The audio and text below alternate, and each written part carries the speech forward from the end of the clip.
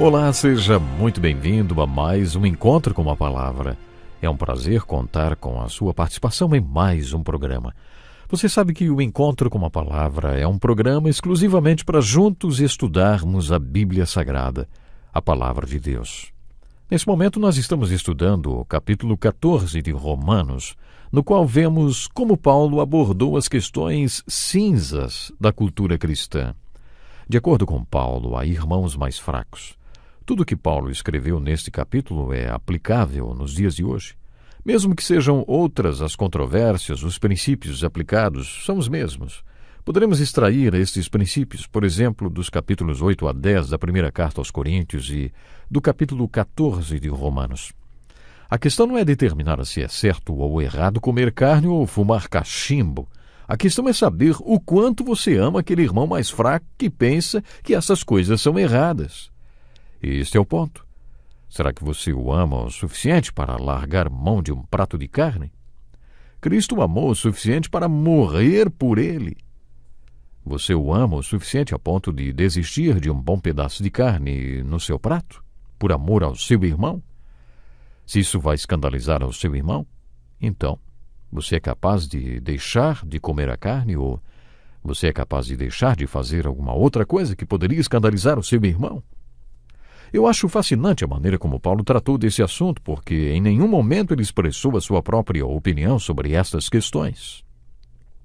Em outras passagens ele o fez, mas aqui não. Ele escreveu aos Gálatas porque eles estavam observando algumas datas e fazendo delas dias especiais. Por isso lemos nos versículos 10 e 11 do capítulo 4, lá da carta aos Gálatas. Diz assim: vocês estão observando dias especiais, meses, ocasiões específicas e anos. Temo que os meus esforços por vocês tenham sido inúteis. Interessante. Para Paulo, aparentemente, pensar que um dia é diferente do outro era legalismo. Ele não pensava assim. Para ele, isso era escravidão e legalismo. Ele expressou isso na carta aos Gálatas. Aos Colossenses, Paulo escreveu: portanto, não permitam que ninguém os julgue pelo que vocês comem ou bebem, ou com relação a alguma festividade religiosa, ou a celebração das luas novas ou dos dias de sábado. Essas coisas são sombras do que haveria de vir. A realidade, porém, encontra-se em Cristo. Esta era a fé de Paulo. No capítulo 14 de Romanos, ele não é explícito da mesma maneira. Ele apenas disse que aquela não era uma questão de certo ou errado, mas de quanto você ama a pessoa que acha errado o que você está fazendo. Nesse capítulo, Paulo aborda a questão da consciência com seriedade. Podemos resumir este ensino dizendo que, primeiramente, ele manda a igreja aplicar a consciência nestas questões. Mas o que é consciência? Alguém já respondeu dizendo que a consciência é aquela voz baixinha que faz o homem se sentir ainda mais baixo. Consciência é o resultado do conceito que você aprendeu sobre as coisas. A consciência é um guia falível. Ela se baseia naquilo que você aprendeu. Apesar de falível, Paulo nos manda levá-la em consideração, porque ir contra a consciência traz sentimento de culpa e, às vezes, vergonha, entre outros sentimentos. Não é seguro ir contra a consciência. É melhor ouvir a voz da consciência, mesmo que necessariamente a consciência não indique o que é certo ou errado. O segundo princípio que, segundo Paulo, serve de base nestas questões é a convicção. A convicção é um passo além da consciência. A convicção tem a ver com o Espírito Santo que habita em nós. Esta foi a solução dada por Paulo na primeira carta aos Coríntios, capítulo 10. Ele diz assim: comam de tudo que se vende no mercado, sem fazer perguntas por causa da consciência, pois do Senhor é a terra e tudo que nela existe. Se algum descrente o convidar para uma refeição e você quiser ir, coma de tudo que lhe for apresentado, sem nada perguntar por causa da consciência. Mas se alguém lhe disser: isto foi oferecido em sacrifício, não coma, tanto por causa da pessoa que o comentou, como da consciência, isto é, da consciência do outro e não da sua própria.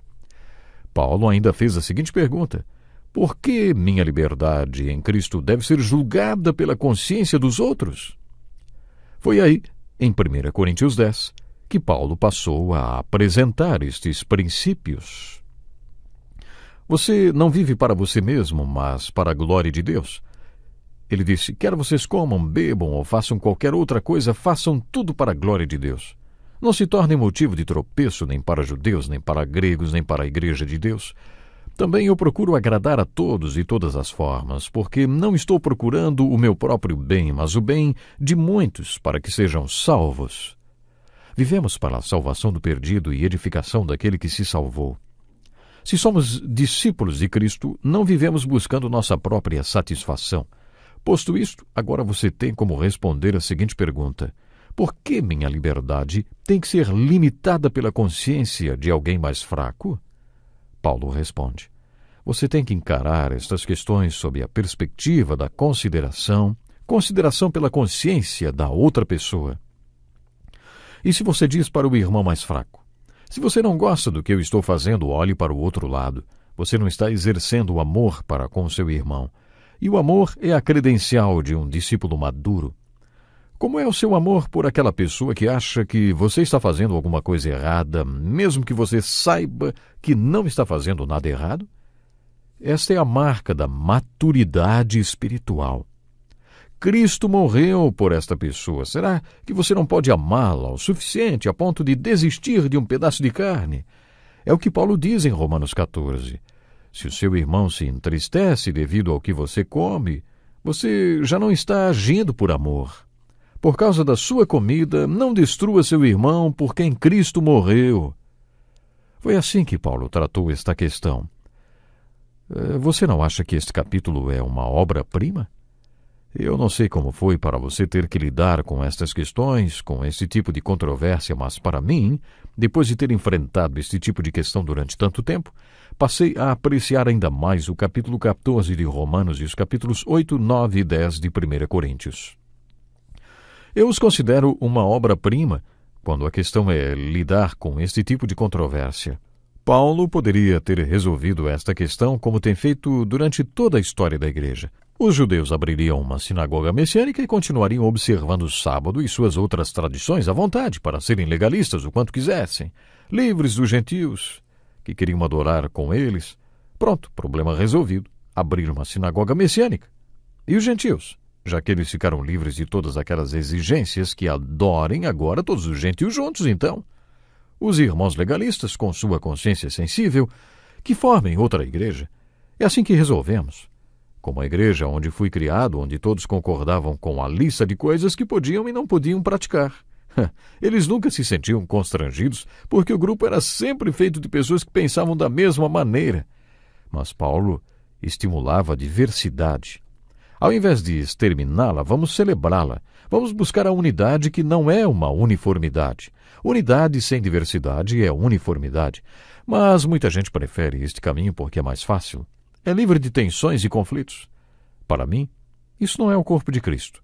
Dizem que em questões como estas, aí é mais fácil ir para um extremo do que se manter no centro da tensão. Vou repetir. Esta frase é de um teólogo. Nestas questões é mais fácil ir para um extremo do que se manter no centro da tensão. Esse teólogo também afirmou que a verdade está justamente no centro da tensão, e não nos extremos. A verdade está no centro, e é por isso que tão pouco se mantém no centro. É mais fácil ir para os extremos. Vejamos o exemplo da questão dos dons do Espírito do movimento carismático ou das igrejas avivadas. E o que dizer do dom de línguas? É mais fácil ir para um dos extremos, que seria dizer que se você não fala em línguas, não é espiritual. Parece que é mais fácil dizer isso.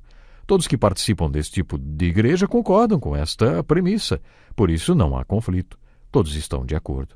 Ou podemos ir para o outro extremo, então, e dizer que o dom de línguas não é para os dias de hoje e que qualquer um que falar em línguas será excomungado. Eu não me conformo que igrejas hoje cheguem a expulsar os membros que falam em línguas, mesmo que o façam na privacidade de suas casas. Creio que isso seja uma abominação.